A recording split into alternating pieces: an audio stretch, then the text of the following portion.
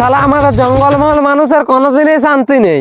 অতদিন বাঘ বাইরে আইলো, তো বাঘের ভয়ে কেউ ঘরের লাই হাইতে পর্যন্ত বাইরে আয় নাই। তার এখন বেড়ে গেছে হাতি, লে সামলাই কিন্তু বলি নেই। ভিডিওটা দেখো।